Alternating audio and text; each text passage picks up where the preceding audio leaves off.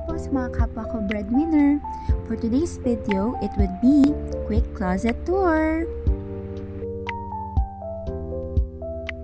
Sa upper left side ng aking closet ay ang aking mga jackets and mga dress.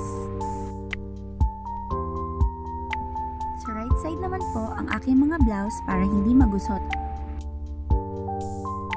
Dito naman po ang aking mga pants and mga t-shirts na ginagamit pang work at panggala. Dito naman ay ang aking mga pambahay na shorts at mga t-shirts. Siyempre, hindi rin mawawala ang aking flat iron to style my hair kapag kailangan ko. Dito naman nakalagay ang aming shampoo, mga tissue,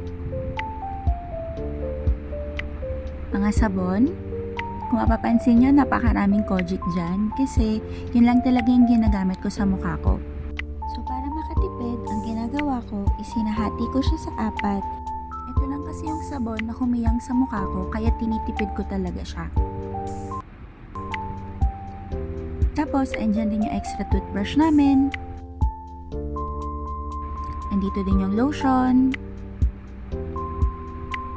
Ito naman yung lotion na nabili ko na dito sa Malaysia.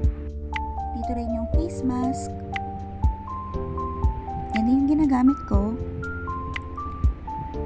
At yung aking face serum. Syempre, hindi rin mawawala ang aking Gory.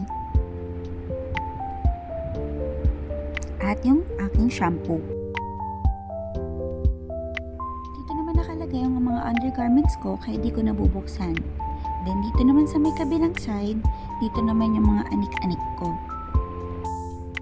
Dito nakalagay yung mga shades ko.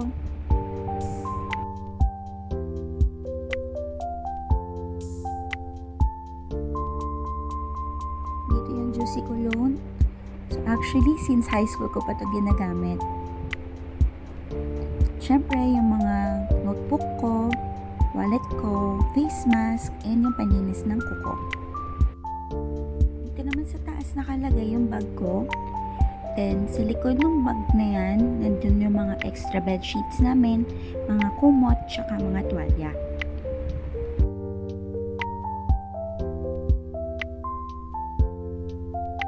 Thank you! Sana po nag-enjoy kayo!